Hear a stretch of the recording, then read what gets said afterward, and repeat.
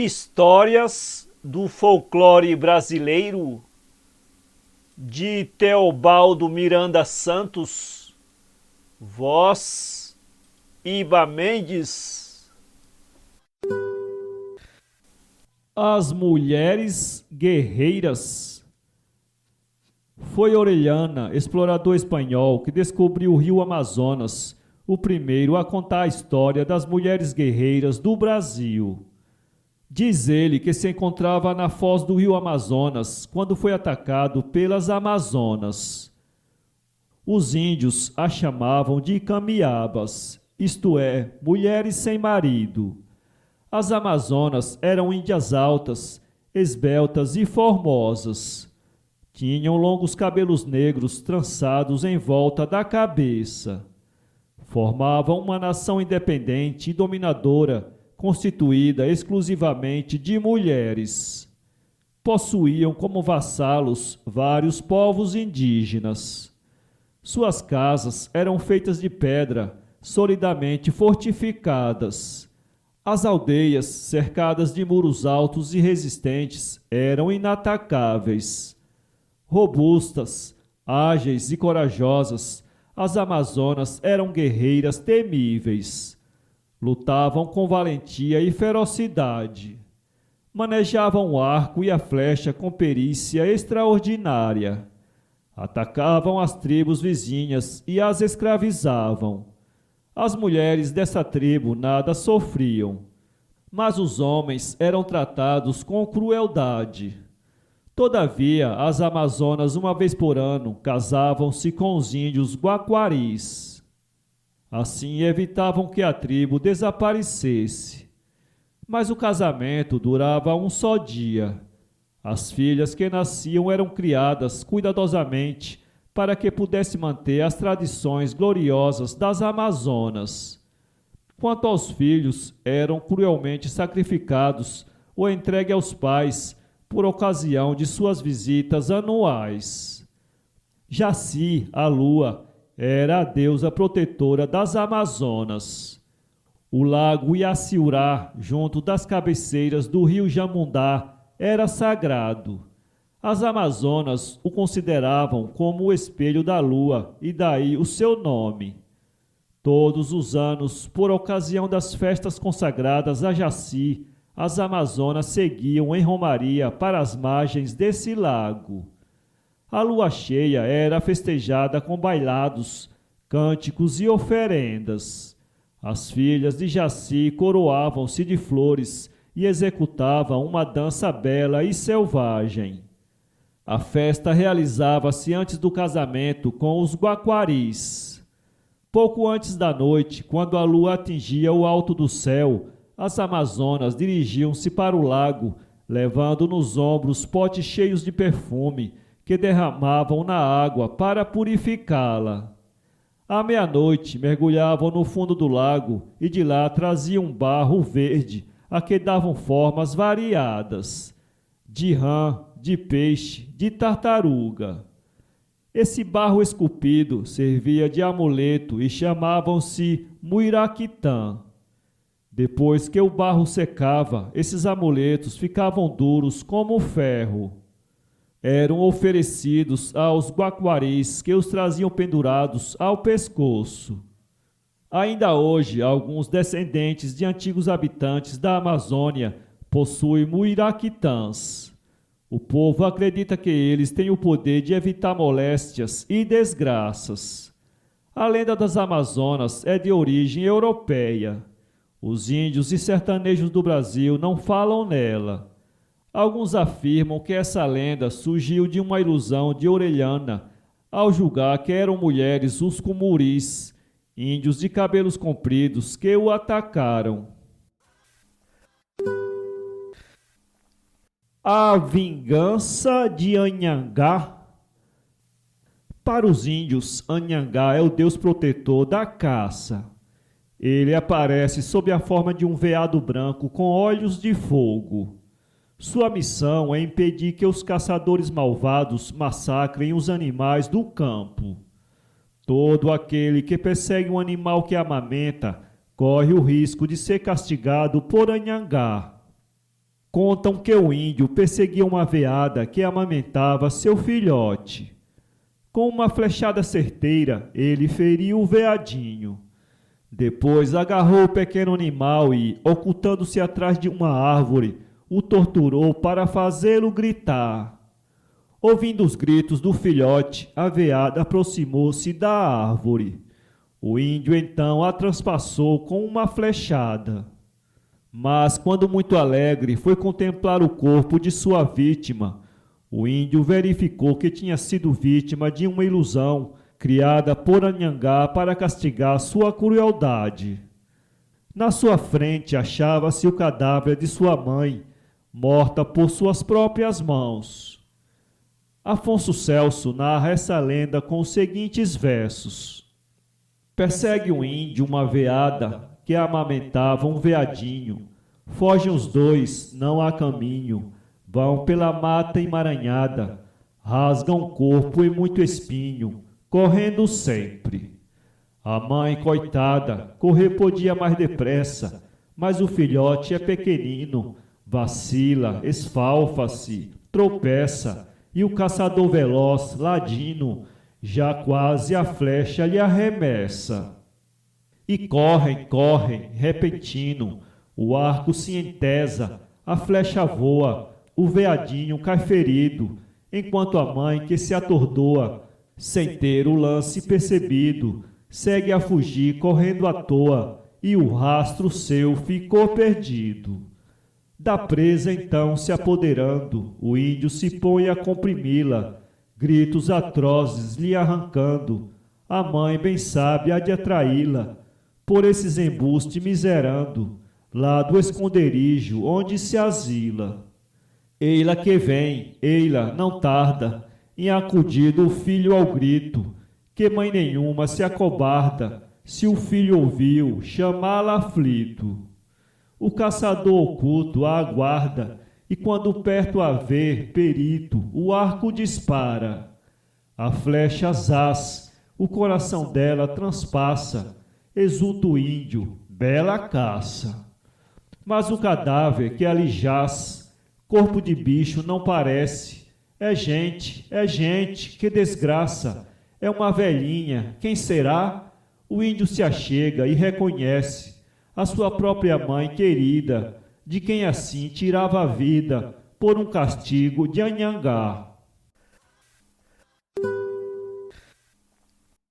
Milagre de Anchieta. Entre os muitos índios catequizados pelo padre Anchieta, havia um que devia receber o nome de Diogo quando fosse batizado. Antes de realizar essa cerimônia, o apóstolo do Brasil teve de empreender uma longa viagem para pacificar uma tribo de índios que se tinha rebelado contra os portugueses. Achava-se ele no Rio de Janeiro, a muitas léguas da aldeia do índio convertido, quando este adoeceu gravemente e faleceu. Reuniram-se então os índios e foram velar o cadáver do companheiro numa choça humilde no meio da mata. Estavam todos muito tristes ao lado do corpo de Diogo quando este estremeceu. E com grande espanto de todos, o índio levantou-se e disse calmamente: Tive de voltar. É que encontrei em caminho o senhor padre Anchieta, que mandou que eu voltasse para ser batizado. Mas Diogo, observou um dos presentes, você esteve como morto, passou aqui deitado o tempo todo. Como pode ter encontrado o padre que se acha muito longe de nossa aldeia? Não, respondeu o índio com firmeza. Estive viajando, encontrei o padre em caminho para cá. Ele não tarda, vamos esperá-lo. Mal havia proferido essas palavras, quando entrou na choupana o padre Anchieta. Estava coberto de poeira e com um bastão de peregrino na mão. Sorriu com bondade para o índio e disse-lhe: Vim batizá-lo, Diogo, fique tranquilo. Com ar sereno e feliz, Diogo perguntou a Anchieta: O senhor padre tem ainda o escapulário que me mostrou na viagem? Aqui está. e Anchieta ministrou o sacramento do batismo ao índio. Depois disso, Diogo adormeceu, e desta vez para sempre. Muitos milagres como este são atribuídos ao padre Anchieta, e não é de admirar diante da bondade, da doçura e do heroísmo do apóstolo do Brasil. Dizem que, quando Anchieta morreu, as andorinhas que muito amavam voaram para o céu, formando uma cruz por cima de sua sepultura, e assim permaneceram durante largo tempo. A história de Chico Rei. Um rei negro da África foi derrotado em combate e feito prisioneiro. O vencedor destruiu as aldeias, as plantações e os rebanhos do vencido. Depois reuniu o rei, a rainha, os príncipes e os chefes guerreiros da nação derrotada e os vendeu a todos como escravos para o Brasil. Chegando ao Novo Mundo, o rei negro foi comprado com sua mulher, filhos e alguns vassalos por um proprietário de minas de ouro. Marcharam a pé para Minas Gerais. O rei, de calças de algodão, o busto nu, caminhava à frente dos escravos, de cabeça erguida, como se fosse ainda o soberano daquela gente. Ficaram todos em Vila Rica. O rei negro foi batizado com o nome de Francisco. Mas os outros escravos que o respeitavam e admiravam chamavam-no Chico Rei. Perseverante e obstinado, o negro trabalhava nas minas sem pausa nem descanso. A bateia, em suas mãos duras e fortes, agitava-se sem cessar como se fosse uma máquina. Os outros escravos, seus antigos guerreiros, seguiam o exemplo do rei, de modo que torrentes de pepitas de ouro jorravam das mãos daqueles trabalhadores incansáveis, enriquecendo cada vez mais o seu senhor. Anos e anos de trabalho e privações permitiram a Chico Rei juntar o dinheiro necessário para a sua alforria e a de sua mulher. Continuando a economizar, Chico Rei libertou seus filhos. Mais tarde, conseguiu comprar um pedaço de terra na encardideira. Quando foi revolvê-lo para a plantação, descobriu uma mina de ouro. E Chico Rei ficou rico, aumentando o grupo de escravos libertados que o seguiam e veneravam. Usando o manto de veludo e coroa de ouro, Chico Rei era aclamado nas festas de Nossa Senhora do Rosário como um verdadeiro soberano. Em sua volta dançavam e cantavam negros e negras, entusiasmados com o garbo e o luxo de seu chefe. No dia 6 de janeiro de cada ano, saía da encardideira um cortejo monumental de negros, trajados de seda e enfeitados de ouro, como se fosse um reino da África bailando nas ruas de Vila Rica, em louvor da padroeira dos escravos. À frente vinham Chico Rei, a rainha, suas filhas e damas de honra, todos com as carapinhas empoadas de ouro. Quando terminava a festa, a rainha e suas vassalas banhavam a cabeça na pia de pedra que há no alto da cruz. No fundo da pia ficava brilhando todo o ouro que enfeitara os penteados das negras. Esse ouro era utilizado para libertar outros escravos. Por isso, em Minas Gerais, ninguém esquece Chico Rei, o negro soberano, generoso e heróico, que venceu o destino, conquistou a liberdade e concorreu com o melhor do seu esforço para a grandeza e a prosperidade da boa terra que o acolheu. O cantor das matas. O irapuru é o cantor das florestas amazônicas. É um pássaro que tem um canto tão lindo, tão melodioso, que os outros pássaros ficam quietos e silenciosos só para ouvi-lo. O irapuru tem a cor verde-oliva e a cauda avermelhada. Quando começa a cantar, toda a mata parece emudecer para ouvir seus gorjeios maravilhosos. Por isso os sertanejos acham que esse pássaro é um ser sobrenatural. Aliás, Irapuru quer dizer pássaro que não é pássaro. Depois de morto, seu corpo é considerado um talismã que dá felicidade a quem o possui. A lenda do Irapuru é interessante. Dizem que no sul do Brasil havia uma tribo de índios cujo cacique era amado por duas moças muito bonitas.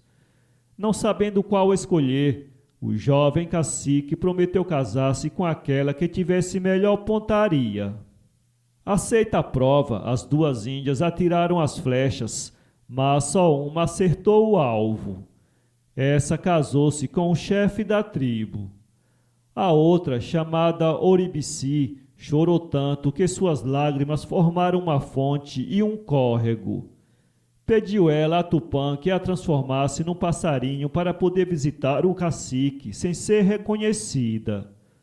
Tupã fez-lhe a vontade, mas verificando que o cacique amava a sua esposa, Oribici resolveu abandonar aqueles lugares e voou para o norte do Brasil, indo parar nas matas da Amazônia. Para consolá-la, Tupã deu-lhe um canto melodioso. Por isso ela vive a cantar para esquecer suas mágoas. E os outros pássaros, quando encontram o Irapuru, ficam calados para ouvir suas notas maviosas. Um poeta brasileiro exprimiu sua admiração pelo canto do Irapuru nestes versos. O que mais no fenômeno me espanta é ainda existir um pássaro no mundo que fica a escutar quando o outro canta. O mistério do boto. Para os índios da Amazônia, o Uaiara é o deus dos rios e o protetor dos peixes. Ele se apresenta sob a forma de um boto. Quando descobre uma índia jovem e bonita, transforma-se logo num belo rapaz e procura dela se aproximar. Para isso, entoa lindas canções. As índias não resistem ao seu canto maravilhoso e acompanham o boto que as arrasta para o fundo dos rios. Nas noites de luar, os botos se reúnem à margem dos igarapés para cantarem e dançarem. Dizem que uma formosa índia casara-se com um guerreiro desconhecido. Dela tiveram um filho. Um dia notou que seu marido tinha uma cauda de peixe escondida sob a tanga de penas. Ficou curiosa e perguntou-lhe: por que usa uma coisa tão feia? Isso é o que falta nas pessoas que se afogam, respondeu o índio irritado. Dizendo essas palavras, saiu da palhoça em que vivia e nunca mais voltou. A índia ficou desesperada. Passava os dias e as noites à beira do rio, chorando e lamentando a sua triste sorte. Levava sempre às costas o seu pequeno filho. Houve um dia em que suas lágrimas foram tão abundantes que encheram o rio e o fizeram transbordar. As águas cresceram e arrastaram consigo a índia e o filho. Na manhã seguinte, os índios que pescavam viram com espanto um boto empurrando para a margem do rio 2 corpos. Era o guerreiro desconhecido que devolvia à tribo os cadáveres da sua esposa e do seu filho.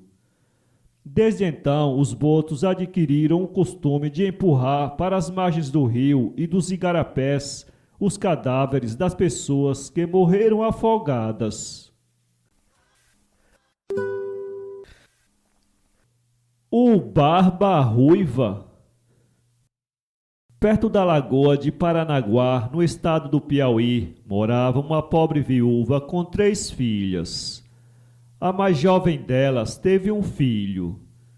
Vaidosa e malvada, resolveu abandonar a criança.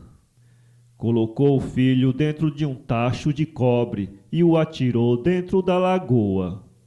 O tacho desceu ao fundo da lagoa, mas logo foi trazido à tona pela mãe d'água. Ela amaldiçoou a moça que chorava arrependida e mergulhou furiosa. As águas foram então crescendo, crescendo, até que cobriram todo o vale. Daí por diante a lagoa ficou encantada, cheia de luzes e vozes. Ninguém podia morar nas suas margens, porque durante a noite subia do fundo das águas um choro de criança nova, como se chamasse a mãe para amamentar. Com o decorrer dos anos, o choro parou. Mas de vez em quando aparece um ser humano que, pela manhã, é um menino, ao meio-dia um rapaz de barbas ruivas e à noite um velho de barbas brancas. Muita gente tem visto esse ser fantástico. Ele foge dos homens quando os avista, mas corre atrás das mulheres quando as descobre. Depois pula dentro da lagoa e desaparece. Por isso nenhuma mulher lava roupa sozinha à beira da lagoa. Tem medo de que apareça o Barba Ruiva. Muitos homens de respeito têm encontrado o filho da mãe d'água, e por isso ficam meio amalucados durante horas e horas. Mas o Barba Ruiva não ofende a ninguém. Cumpre a sua sina nas águas da lagoa, perseguindo as mulheres e fugindo dos homens. Um dia será quebrado o seu encanto. Bastará que uma mulher atire em sua cabeça algumas gotas de água benta e as contas de um rosário. Barba Ruiva, que é pagão, ficará cristão. Mas até hoje não apareceu essa mulher corajosa. Por isso Barba Ruiva continua encantado nas águas claras da Lagoa de Paranaguá. A sedução da Iara. Os índios e os sertanejos acreditam na existência da Iara, ou Mãe d'Água. Dizem que é uma mulher muito linda, de pele alva, olhos verdes e cabelos cor de ouro, que vive nos lagos, nos rios e nos igarapés. Ninguém resiste ao encanto da Iara. Quem a vê fica logo atraído pela sua beleza e pelo seu canto mavioso, e acaba sendo arrastado por ela para o fundo das águas.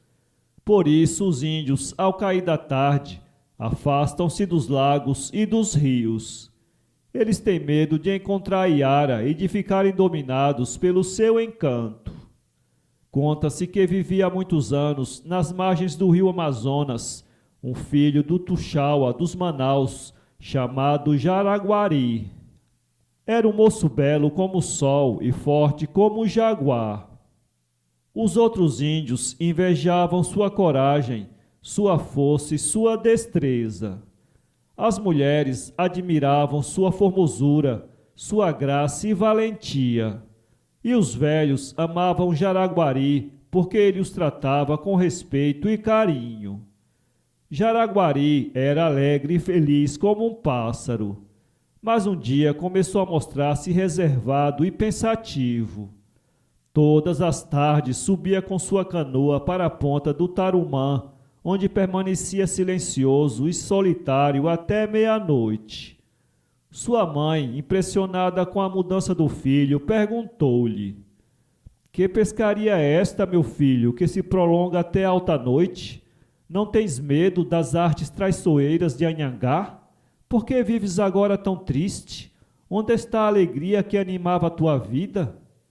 Jaraguari ficou silencioso. Depois respondeu com os olhos muito abertos, como se estivesse vendo uma cena maravilhosa: "Mãe, eu a vi, mãe, nadando entre as flores do igarapé. É linda como a lua nas noites mais claras. Eu a vi, mãe. Seus cabelos têm a cor do ouro e o brilho do sol. Seus olhos são duas pedras verdes. Seu canto é mais belo do que o do Irapuru. Eu a vi, mãe." Ao ouvir as palavras do filho, a velha atirou-se ao chão, gritando entre lágrimas: "Foge dessa mulher, meu filho. É a Iara. Ela vai te matar. Foge, meu filho. O rapaz nada disse e saiu da maloca. No dia seguinte, ao cair da tarde, sua igara deslizava mansamente pelo rio na direção da ponta de Tarumã.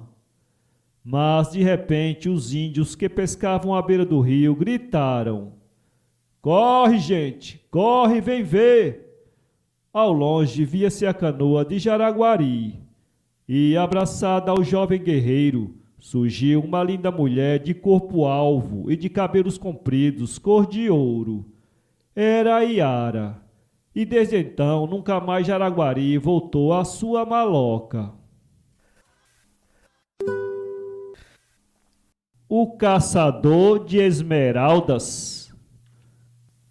Fernão Dias Paz, o famoso bandeirante, já tinha 60 anos de idade quando resolveu partir para Minas Gerais, a fim de descobrir as lindas esmeraldas de que tanto falavam. Reuniu para isso alguns índios, 2 filhos, um genro e outros parentes. Gastou 7 anos viajando de São Paulo até Itacambira. Percorreu a pé mais de 2.000 quilômetros. Nessa longa e penosa jornada, teve de abrir caminho no mato fechado, escalar montanhas, vadear rios, enfrentar índios e animais ferozes. Sofreu privações, passou fome e sede, perdeu muitos companheiros, vítimas das febres produzidas pelas ferroadas dos mosquitos dos pântanos. No seu caminho, Fernão Dias ia fundando sítios e povoações que deram origem a muitas cidades. Durante a viagem, teve de reprimir diversas revoltas de membros de sua bandeira, mandando enforcar os chefes das rebeliões. Marchando sempre para frente, o bandeirante paulista devassou grande parte dos sertões de Minas Gerais. Finalmente atingiu a serra, hoje chamada de Grão-Mongol, onde encontrou as famosas Pedras Verdes. Depois de morto, seu corpo foi embalsamado e levado numa rede até a vila de São Paulo, sendo enterrado no mosteiro de São Bento.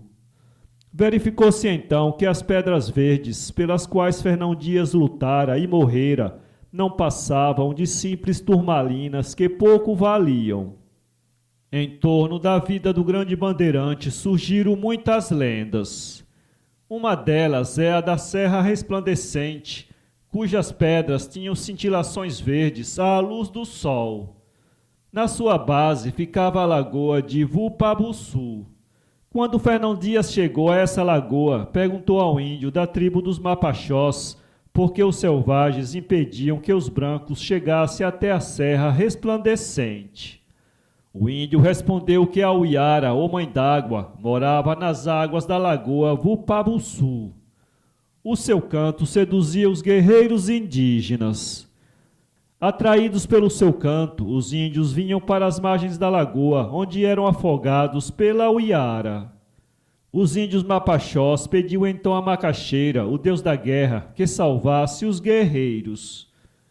O deus fez a Uiara dormir e mandou que os índios vigiassem o seu sono. Os cabelos da Uiara, em contato com o limo verde da lagoa, viraram pedra. E Macaxeira recomendou: a vida da Uiara está em seus cabelos. Um fio de menos será um dia de vida que perderá a Mãe d'Água. Quem arrancar as Pedras Verdes terá despertado a Uiara, que poderá morrer. E se ela acordar ou morrer, acontecerá uma grande desgraça. Fernão Dias não teve medo da lenda e arrancou as Pedras Verdes da lagoa.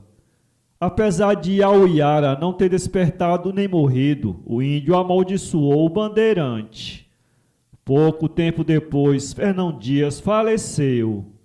Ao ter notícia de sua morte, o índio exclamou: o Emboaba morreu, a Uiara viverá. O coração do Curupira. O Curupira é o deus protetor das matas. A floresta e todos os que nela habitam estão sob sua vigilância. Por isso, antes das grandes tempestades, ouve-se bater nos troncos das árvores. É o curupira verificando se elas podem resistir ao furacão que se avizinha para, em caso contrário, avisar os moradores da mata do perigo. Descrevem o curupira como um menino de cabelos vermelhos, corpo coberto de pelos e pés voltados para trás. O caçador deve ter a prudência de matar apenas o indispensável às suas necessidades. Ai de quem mata por gosto, fazendo estragos inúteis, de quem atira em animais que estão para ter crias, de quem despedaça cruelmente os filhotes. Para todos eles, o curupira é um inimigo terrível. Esses caçadores malvados são perseguidos, ludibriados e martirizados pelo pequenino Deus. Quando não morrem, ficam abobalhados para sempre. Nunca mais podem caçar. Os índios contam muitas histórias a respeito do curupira. Eis uma delas. Um dia, o curupira encontrou um caçador que dormia, cansado, sob uma árvore. Acordou e pediu um pedaço do seu coração para matar sua fome. O índio, que havia morto um macaco, deu-lhe um pedaço do coração do animal. O curupira comeu, gostou e pediu o resto. O caçador atendeu ao seu pedido, mas disse: deves em paga me dar um pedaço do teu coração. O curupira, certo de que o índio lhe havia dado o seu coração, sem nada sofrer, abriu com uma faca o próprio peito e caiu logo morto. O caçador então fugiu, correndo para sua maloca.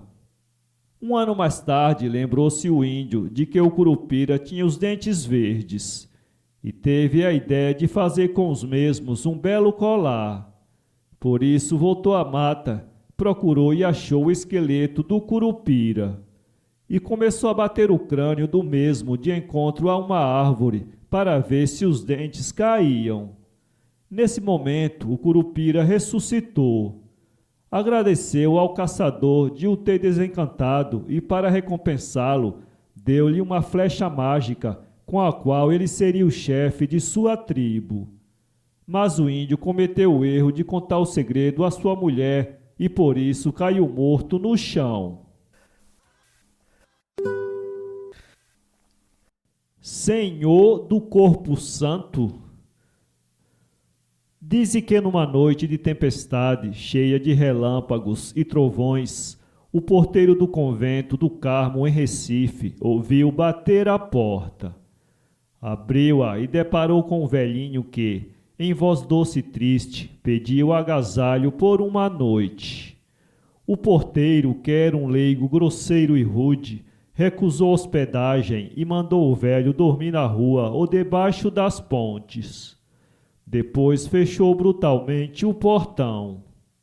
O velhinho retirou-se, trêmulo e humilde, e, apoiado num bastão, dirigiu-se para a igreja de São Pedro Gonçalves, onde bateu.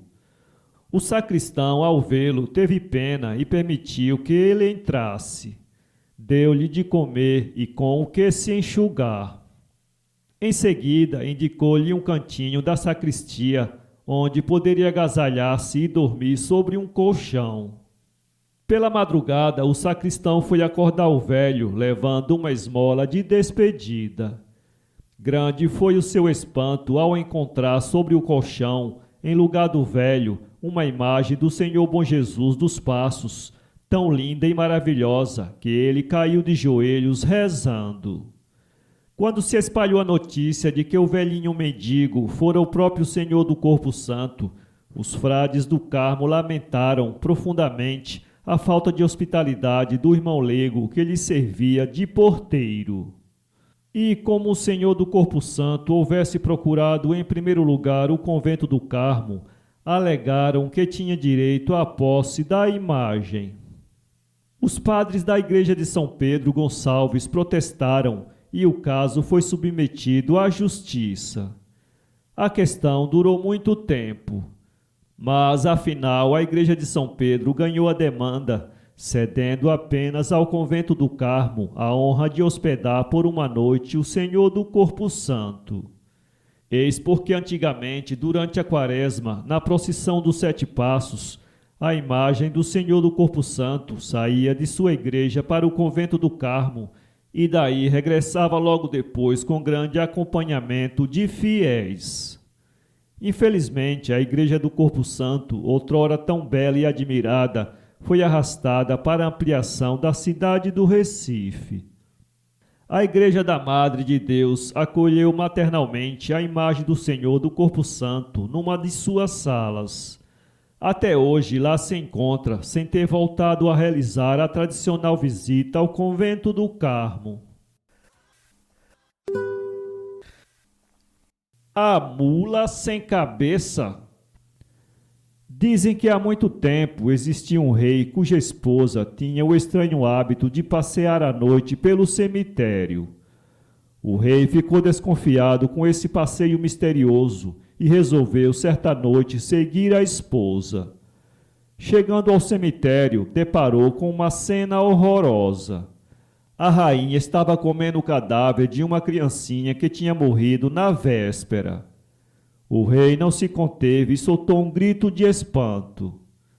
Vendo-se descoberta, a rainha deu um grito ainda maior e transformou-se no mesmo instante em mula sem cabeça. É assim que alguns sertanejos explicam a origem da primeira mula sem cabeça, monstro horrível que persegue os viajantes descuidados. Daí por diante, muitas mulheres de má conduta passaram também a se transformar em mulas sem cabeças. Daí por diante, muitas mulheres de má conduta passaram também a se transformar em mulas sem cabeça nas noites de quinta para sexta-feira. E correm velozes e furiosas pelas estradas até o romper da madrugada. Os cascos afiados da mula sem cabeça dão coices como navalhadas.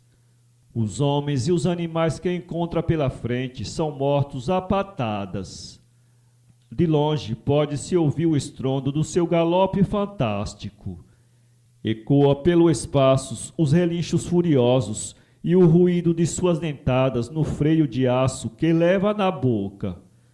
Mas ninguém conseguiu ainda ver a sua cabeça. Deve ser invisível aos olhos do homem.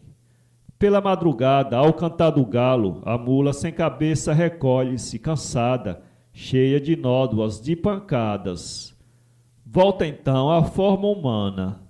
Na sexta-feira seguinte, recomeça a sua jornada macabra. Se nessa ocasião, porém, um homem consegue feri-la, de modo que seu sangue corra, quebra-se o seu encantamento.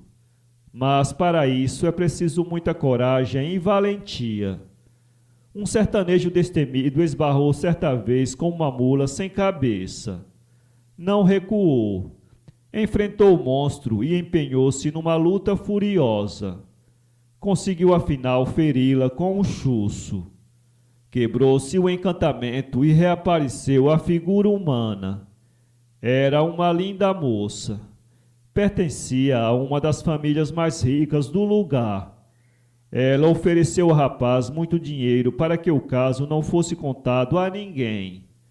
O sertanejo, que não era tolo, recebeu o dinheiro e prometeu ficar calado, mas mudou-se para muito longe. O moleque amaldiçoado. Nunca se viu negrinho mais vadio e malcriado do que Romãozinho. Ele nasceu sem um pingo de bondade no coração. Seu maior divertimento era perseguir os animais, destruir as plantas, azucrinar os homens e maltratar os outros meninos. Gostava de ser mau e perverso.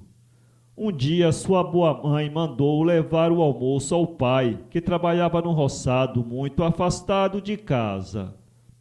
Romãozinho, grande e preguiçoso, ficou irritado, mas foi. No caminho abriu a cesta e comeu toda a galinha. Depois juntou os ossos, embrulhou-os na toalhinha e foi entregar ao pai. Quando o velho, que estava com muita fome, Viu somente ossos no fundo da cesta, ficou indignado e perguntou que brincadeira era aquela. Romãozinho, mentiroso e malvado, aproveitou a revolta do pai para se vingar de sua mãe inocente. E disse que a negra tinha comido a galinha e o obrigara a trazer os ossos para o velho. E acrescentou que ela o odiava e desejava sua morte. Ao ouvir a mentira do filho, o negro bufou de raiva. Meteu a enxada na terra, largou o serviço e saiu correndo para casa. Encontrou a mulher num alpendre e, louco de indignação, puxou da faca e cravou-a muitas vezes no corpo da velha. Agonizante, a negra amaldiçoou o filho perverso que estava rindo. Não morrerás nunca, não conhecerás o céu nem o inferno, nem o descanso, enquanto o mundo for mundo. O marido não resistiu ao arrependimento. Morreu pouco depois. Romãozinho desapareceu, sempre rindo. Esse caso sucedeu há muitos anos no estado de Goiás. O moleque amaldiçoado ainda está vivo e do mesmo tamanho. Não para nunca. Anda por todas as estradas fazendo estripulias e malvadezas. Persegue os animais, atira pedras no telhado das casas, espanta os viajantes nos caminhos, corre atrás das mulheres, amedronta as crianças, destrói as plantações, põe fogo nas matas. Romãozinho não morrerá jamais.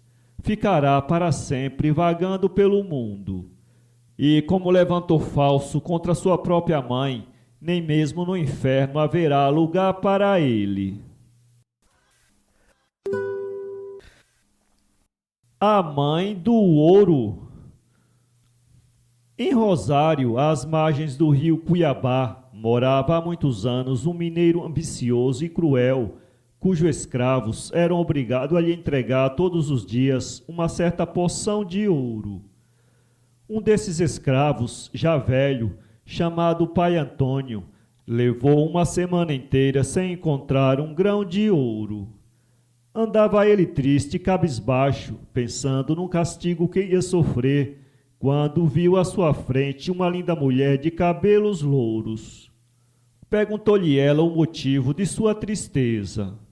E o preto contou-lhe o castigo que o esperava por não ter achado o ouro. Disse-lhe então a bela mulher: vai comprar para mim uma fita azul, vermelha e amarela, um pente e um espelho, pois vou ajudá-lo. O negro velho arranjou depressa os objetos pedidos e os entregou à moça. Ela então lhe indicou um lugar onde havia muito ouro. O escravo apanhou a sua bateia e conseguiu recolher uma grande quantidade do precioso metal. Levou-a logo ao seu senhor, livrando-se assim do castigo que o esperava. A moça loura proibiu-o, porém, de revelar o lugar onde se encontrava a mina de ouro. Naturalmente, o senhor do escravo quis saber onde este achara tamanha quantidade de ouro. Mas Pai Antônio recusou-se a dizer o lugar e por isso foi cruelmente chicoteado. Todos os dias ele recebia o mesmo castigo. Não podendo mais suportar tanto sofrimento, implorou a moça que o deixasse contar o segredo ao seu senhor. A moça, que era a mãe do ouro, protetora das minas, atendeu ao pedido de Pai Antônio e mandou dizer ao dono do negro que levasse 22 escravos e cavasse a mina até ao fundo. Os homens cumpriram as ordens da moça e acharam uma rica jazida de ouro com a forma de uma árvore. Eles cavaram, mas não conseguiram chegar ao fundo da mina. No dia seguinte, a moça disse ao velho que, depois do almoço, desse uma desculpa e se afastasse da mina. O negro assim fez. O mineiro e os outros escravos continuaram cavando para ver se conseguiu retirar da terra o tronco de ouro com suas raízes. Abriram para isso um buraco enorme. De repente, tudo ruiu e os homens rolaram para o fundo da mina, sendo esmagados pela avalanche de terra que sobre eles caiu. e assim morreu o mineiro ambicioso e cruel. E pai Antônio, graças à proteção da Mãe do Ouro, foi salvo e viveu mais de 100 anos, tranquilo e feliz. As lágrimas de Potira. A descoberta das minas de diamantes no Brasil deu origem a diversas lendas. Vejamos uma das mais interessantes. Há muito tempo vivia à beira de um rio uma tribo de índios. Dela fazia parte um casal muito feliz. Itajibá, que significa braço forte, era um guerreiro robusto e destemido. Potira, cujo nome quer dizer flor, era uma índia jovem e formosa. Vivia o casal tranquilo e venturoso, quando rebentou uma guerra contra uma tribo vizinha. Itajibá teve de partir para a luta. E foi com profundo pesar que se despediu da esposa querida e acompanhou os outros guerreiros. Potira não derramou uma só lágrima, mas seguiu com os olhos cheios de tristeza a canoa que conduziu o esposo até que a mesma desapareceu na curva do rio. Passaram-se muitos dias sem que Itajibá voltasse à taba. Todas as tardes, a Índia esperava à margem do rio o regresso do esposo amado. Seu coração sangrava de saudade, mas permanecia serena e confiante, na esperança de que Itajibá voltaria à taba. Finalmente, Potira foi informada de que seu esposo jamais regressaria. Ele havia morrido como um herói, lutando contra o inimigo. Ao ter essa notícia, Potira perdeu a calma que mantivera até então e derramou lágrimas copiosas. Vencida pelo sofrimento, Potira passou o resto de sua vida à beira do rio, chorando sem cessar. Suas lágrimas puras e brilhantes misturaram-se com as areias brancas do rio. A dor imensa da Índia impressionou Tupã, o rei dos deuses. E este, para perpetuar a lembrança do grande amor de Potira, transformou suas lágrimas em diamantes. Daí a razão pela qual os diamantes são encontrados entre os cascalhos dos rios e regatos. Seu brilho e sua pureza recordam as lágrimas de saudade da infeliz Potira. O sonho de Paraguaçu. Na sua aldeia, à entrada da Baía de Todos os Santos, residia Diogo Álvares, o Caramuru. Em certa manhã de maio de 1536, sua esposa Catarina Paraguaçu contou-lhe um sonho que tivera por 2 vezes durante aquela noite. Vira numa praia um navio destroçado, alguns homens esfarrapados e, no meio deles, uma mulher alva e formosa, tendo nos braços uma linda criancinha. Julgando que o sonho de sua esposa era um aviso do céu, Caramuru mandou explorar as praias vizinhas para ver se encontrava os restos de algum navio naufragado e os seus tripulantes que ainda estivessem vivos. Mas nada foi encontrado. Nessa noite, Paraguaçu teve outra vez o mesmo sonho. Ordenou Diogo Álvares novas buscas. Depois de alguns dias, os índios trouxeram a notícia do naufrágio de um navio na costa da ilha de Boipeba. Sem demora, partiu Caramuru em socorro dos náufragos, trazendo-os para casa. Não foi, porém, achada nenhuma mulher. Na noite da volta de Caramuru, sua esposa tornou a sonhar com a moça. Desta vez ela apareceu sozinha, pedindo que a mandasse buscar e lhe fizesse uma casa.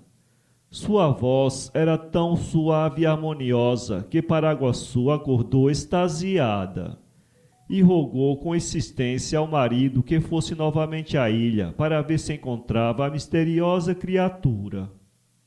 Diogo Álvares partiu pela 2ª vez e deu batida rigorosa em todas as aldeias indígenas da vizinhança pois desconfiava de que os tupinambás tivessem aprisionado a moça. Finalmente descobriu na palhoça de um índio uma velha mala que o mar atirara à praia, juntamente com os destroços do navio naufragado. Abrindo a mala, Diogo encontrou uma imagem da Virgem Maria com o menino Jesus nos braços. Ao ver a imagem, Caramuru ficou muito alegre, pois nela reconheceu os traços da moça que surgira nos sonhos de Paraguaçu. Levou-a para sua aldeia e construiu, perto de sua casa, uma ermida de taipa, onde colocou a linda imagem. Deu-lhe o nome de Nossa Senhora da Graça, por ter ela salvo os náufragos. Mais tarde, Diogo construiu outra igrejinha de pedra e cal, que foi reedificada em 1770. Eis a história e a lenda da abadia de Nossa Senhora da Graça, protetora dos náufragos, onde jazem as cinzas da piedosa esposa de Diogo Álvares Caramuru. A imagem que ainda hoje se venera no altar-mor dessa igreja é a mesma que foi encontrada na palhoça do índio de Boipeba há mais de 4 séculos. Os olhos do menino. São belas e pitorescas as lendas com que os índios da Amazônia explicam a origem de certas plantas. Vejamos, por exemplo, a lenda do Guaraná. Numa aldeia de índios maués vivia um casal alegre e feliz. Como não tivesse filhos, imploraram a Tupã que lhes concedesse essa felicidade. O rei dos deuses atendeu ao seu pedido. Deu-lhes um filho belo, forte e sadio. O menino era, além disso, inteligente e bondoso. Em pouco tempo, conquistou a amizade e a admiração de todos os índios da tribo. A criança tinha qualidades tão boas que despertou a inveja e o ódio do Jurupari, o espírito do mal, e este resolveu matá-la. Para isso, transformou-se numa serpente e esperou a ocasião propícia. Certa vez, o menino afastou-se da sua maloca, atraída pelos frutos apetitosos de uma árvore. Quando foi colhê-los, a serpente mordeu-o e ele caiu morto. Assim que notaram a ausência da criança, todos os índios saíram à sua procura, até que a encontraram sem vida, debaixo da árvore. A tribo inteira foi ver o pequenino morto. E quando estavam todos chorando, um trovão ribombou no céu e um raio fulgurante caiu junto do menino. Então a mãe da criança disse para seus companheiros: "É um aviso de Tupã. Ele se compadeceu de nós. Disse para plantarmos os olhos do meu filho. Deles nascerá uma planta cujo fruto será a nossa felicidade." Assim fizeram os índios, e dos olhos do menino nasceu o Guaraná. Realmente, os bagos negros do Guaraná, que são cercados de uma película branca, parecem olhos humanos. E não é outra a significação da palavra Guaraná, formada de Guará, ser vivo, e Ná, parecido, semelhante. Assim, em linguagem indígena, Guaraná quer dizer bagos que se parecem com olhos de gente. Cobra Norato. Uma índia que vivia entre os rios Amazonas e Trombetas teve 2 filhos gêmeos. Quando os viu, quase morreu de susto. Não tinham forma humana. Eram 2 serpentes escuras.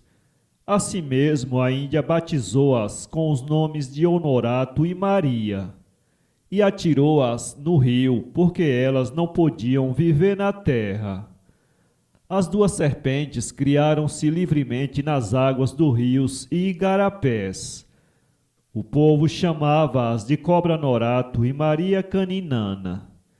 Cobra Norato era forte e bom. Nunca fazia mal a ninguém. Pelo contrário, não deixava que as pessoas morressem afogadas, salvava os barcos de naufrágios e matava os peixes grandes e ferozes. De vez em quando, Cobra Norato ia visitar sua mãe Tapuia.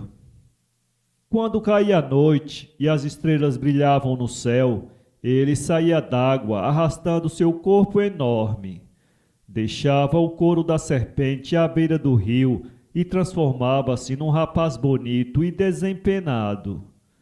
Pela madrugada, ao cantar do galo, regressava ao rio, metia-se dentro da pele da serpente e voltava a ser Cobra Norato. Maria Caninana era geniosa e malvada. Atacava os pescadores, afundava os barcos, afogava as pessoas que caíam no rio. Nunca visitou sua velha mãe. Em Óbidos, no Pará, havia uma serpente encantada, dormindo dentro da terra debaixo da igreja. Maria Caninana mordeu a serpente. Ela não acordou, mas se mexeu, fazendo a terra rachar desde o mercado até a igreja. Devido a essas maldades, Cobra Norato foi obrigado a matar Maria Caninana e ficou sozinho, nadando nos rios e igarapés. Quando havia festa nos povoados ribeirinhos, Cobra Norato deixava a pele de serpente e ia dançar com as moças e conversar com os rapazes. E todos ficavam contentes. Cobra Norato sempre pedia aos conhecidos que o desencantassem. Bastava para isso bater com ferro virgem na cabeça da serpente e deitar 3 gotas de leite de mulher na sua boca. Muitos amigos de Cobra Norato tentaram fazer isso, mas quando viam a serpente escura e enorme, fugiam apavorados. Um dia, Cobra Norato fez amizade com um soldado de Cametá. Era um cabra rijo e destemido. Cobra Norato pediu ao rapaz que o desencantasse. O soldado não teve medo. Arranjou um machado que não cortara pau e um vidrinho com leite de mulher. Quando encontrou a cobra dormindo, meteu o machado na cabeça da bicha e atirou 3 gotas de leite entre seus dentes enormes e aguçados. A serpente estremeceu e caiu morta. Dela saiu Cobra Norato, desencantado para sempre. A Vitória Régia. Era uma noite de luar. As estrelas brilhavam no céu como diamantes, e a lua iluminava a terra com seus raios prateados. Um velho cacique, fumando seu cachimbo, contava às crianças as histórias maravilhosas de sua tribo. Ele era também feiticeiro e conhecia todos os mistérios da natureza. Um dos curumins que ouviam perguntou ao velho de onde vinham as estrelas que luziam no céu. E o cacique respondeu: Eu as conheço todas. Cada estrela é uma índia que se casou com a lua, não sabiam? A lua é um guerreiro belo e forte. Nas noites de luar, ele desce à terra para se casar com uma índia. Aquela estrela que estão vendo é Nacaíra, a índia mais formosa da tribo dos Maués.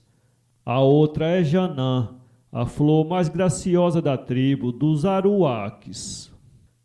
A respeito disso, vou contar a vocês uma história que aconteceu há muitos anos em nossa tribo. Prestem atenção.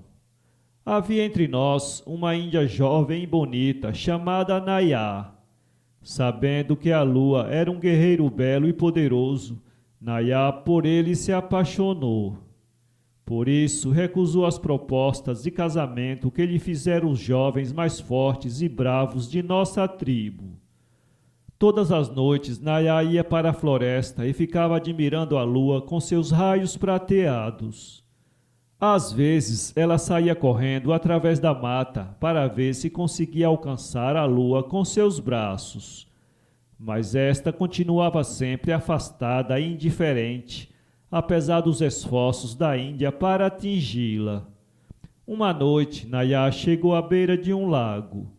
Viu nele refletida a imagem da lua. Ficou radiante. Pensou que era o guerreiro branco que amava. E, para não perdê-lo, lançou-se nas águas profundas do lago. Coitada, morreu afogada. Então a lua, que não quisera fazer de Nayar uma estrela do céu, resolveu torná-la uma estrela das águas. Transformou o corpo da Índia numa flor imensa e bela. Todas as noites, essa flor abre suas pétalas enormes para que a lua ilumine sua corola rosada. Sabem qual é essa flor? É a Vitória Régia. O pecado da solha. A solha é um peixe muito feio. É chata, torta, com a cara de banda e os olhos vesgos. Dizem, porém, que a solha não foi sempre assim. Houve um tempo em que era um peixe bonito, de corpo gracioso, com a cara e os olhos em seu lugar direito. Ficou deformada por sua própria culpa, pelo mau costume de fazer caretas e arremedar toda a gente. Contam que, na época em que Jesus Cristo ainda estava no mundo, Nossa Senhora gostava de passear pela praia. Num desses passeios, vi um peixe à beira d'água. Era a solha. Então a Virgem Maria lhe perguntou docemente: Solha, faz o favor de me dizer se a maré está enchendo ou vazando? Pois a malcriada da solha, em lugar de responder com delicadeza à Mãe de Deus, torceu a boca, revirou os olhos e arremedou Nossa Senhora. Por isso foi castigada. Ficou para sempre de cara torta e de olhos revirados. Humberto de Campos, o grande poeta maranhense, assim conta em versos a lenda da solha. Quando Nossa Senhora andava neste mundo, trazendo ao colo um Deus, foi bater certo dia, à hora da preamar, a um rio muito fundo, de barreira muito alva e água muito sombria.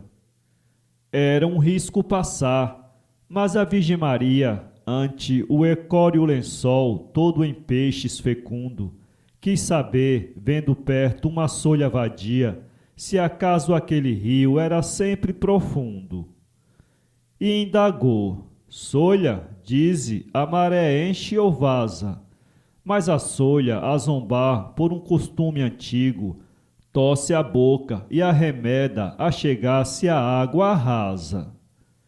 E é daí, e em razão desse negro pecado, que a solha começou, por um grande castigo, a rodar pelo mar, tendo a boca de um lado. O sertanejo e o lobisomem. Uma das crendices mais populares do Brasil é a do lobisomem. Alguns acreditam que seja um indivíduo amaldiçoado pelos pais ou pelos padrinhos. Outros acham que é o sétimo filho de um casal. Geralmente é um homem magro e muito pálido.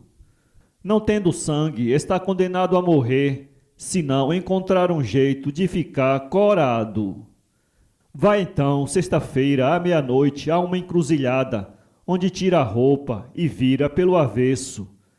Depois dá 7 nós em qualquer parte da roupa.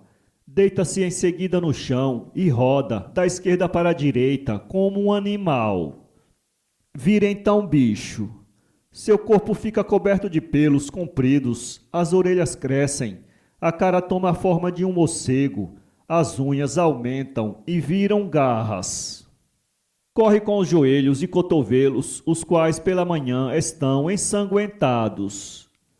Logo que se transforma em bicho, o lobisomem sai à procura de sangue para beber. Cachorro novo, bacorinho e criança de peito são os preferidos pela pureza do seu sangue. Mas, na falta destes, o homem também serve. Por isso, as pessoas adultas são atacadas pelo monstro. Para desencantar o lobisomem, basta qualquer ferimento por onde escorra sangue. Volta então à forma humana e nunca mais vira bicho, enquanto o desencantador viver. Se desfizermos os 7 nós de sua roupa, o lobisomem ficará para sempre correndo sem parar. Contam muitas histórias sobre o lobisomem. Uma delas é interessante. Um sertanejo nordestino costumava dizer aos seus companheiros de trabalho que não acreditava em bobagens de lobisomens. Um deles, homem muito pálido, declarou-lhe um dia, meio zangado, que ele havia de se arrepender de zombar dos lobisomens. Os amigos do sertanejo o avisaram de que o seu colega de trabalho virava e que por isso devia andar armado e não se afastar muito de sua moradia. Numa noite de sexta-feira, vinha o sertanejo de volta para casa, quando foi atacado por um monstro horroroso. Era um bicho preto, do tamanho de um bezerro, com orelhas enormes, cheio de pelos, com os olhos de brasa. A luta foi terrível. O sertanejo, que era forte e valente, sacou da faca e enfrentou o monstro. Lutou, até que conseguiu tirar sangue da fera. O lobisomem soltou um urro de dor, deu um salto tremendo e desapareceu no mato. O sertanejo, apavorado com o acontecimento, passou a noite em claro. Pela manhã, não encontrando no trabalho seu colega pálido, perguntou por ele. Disseram-lhe que estava doente e por isso não pudera trabalhar. O sertanejo foi visitá-lo, encontrou-o gemendo, tomando remédios e com o pescoço todo ferido. Aí está mais uma história fantástica, criada pelo povo do sertão. As diabruras do Saci. Os sertanejos estão certos de que o Saci Pererê existe. É um molequinho perneta, preto e lustroso como piche, de olhos vivos, cor de sangue, barrigudinho, com o nariz de socó. Tem a mão furada, orelhas de morcego e uma carapuça vermelha na cabeça. Corre como um raio, aparece e desaparece, cresce e diminui. Quando trepa no barranco, deixa 3 riscos, sinal de que tem 3 dedos. Quando vê gente, solta um assobio de furar ouvidos, põe a língua comprida para fora e deita fumaça pelos olhos. Mal o sol descamba no horizonte, os sapos pulam de seus esconderijos e os bacuraus surgem voando. Ouve-se às vezes um assobio agudo e estridente. É o Saci Pererê. Começa então as suas diabruras. Se houver nas proximidades um cavalo, coitado, é o primeiro a sofrer as maldades do Saci. Com um laço de cipó, ele pega o pobre animal, salta-lhe na garupa e corre para o pescoço. O cavalo, apavorado, dá pinotes, esperneia, dá coices, mas em vão. O capeta do pretinho finca-lhe os dentes na veia do pescoço e chupa-lhe o sangue até enjoar. No dia seguinte, o animal está magro, abatido, exausto, cabeça pendida, como se tivesse corrido 10 léguas sem parar. O sertanejo procura evitar que o cavalo seja atacado pelo Saci, colocando-lhe no pescoço um rosário de capim e um bentinho. É água na fervura. Não podendo maltratar os cavalos, o Saci procura então azucrinar os homens. Se tarde da noite encontra na estrada algum viajante, ai dele! Solta-lhe logo no ouvido um assobio de ensurdecer e pula na garupa da montaria. E faz tantas diabruras que o homem não resiste e acaba perdendo os sentidos. Pior será se o viajante quiser reagir. O Saci fica furioso e é capaz de matá-lo de cócegas ou de pancada.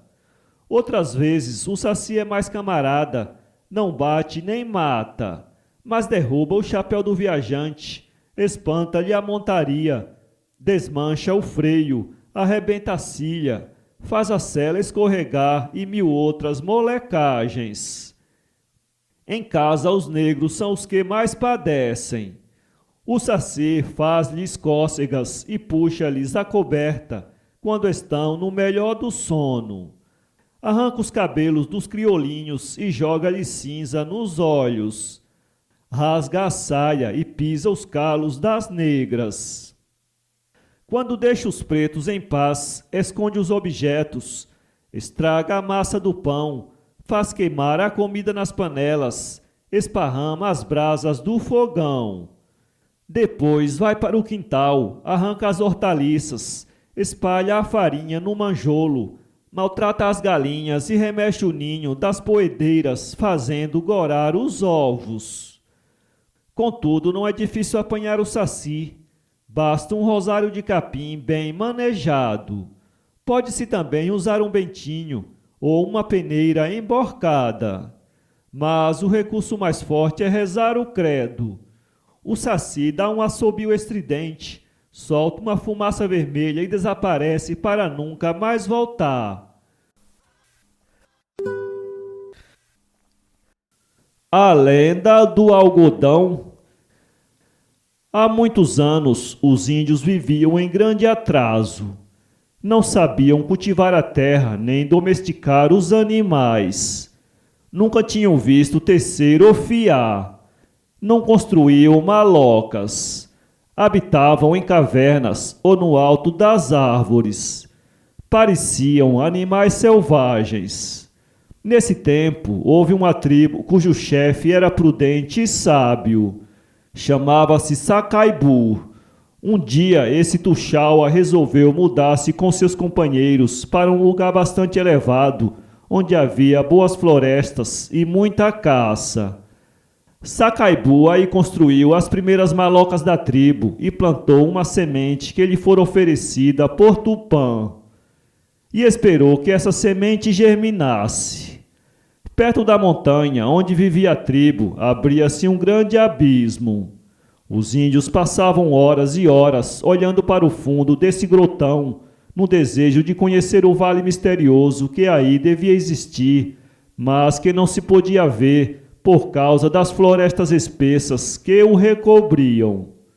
Enquanto isso, a semente plantada por Sacaibu germinou, desenvolveu-se e transformou-se numa bela árvore. Certo dia, os índios viram que as flores dessa árvore se abriam, mostrando lindos tufos brancos. Era o algodão. Aconselhados por Sacaibu, os indígenas colheram os tufos brancos, desfiaram-nos, teceram os seus fios e fizeram, com os mesmos, cordas longas e fortes. Com essas cordas puderam descer ao abismo. E foi grande a sua surpresa quando viram que o vale era habitado por um povo adiantado, forte e bem organizado. Os moradores do vale eram também generosos e prestativos. E atendendo ao pedido de Sacaibu, subiram pelas cordas e foram auxiliar os índios a cultivar suas terras.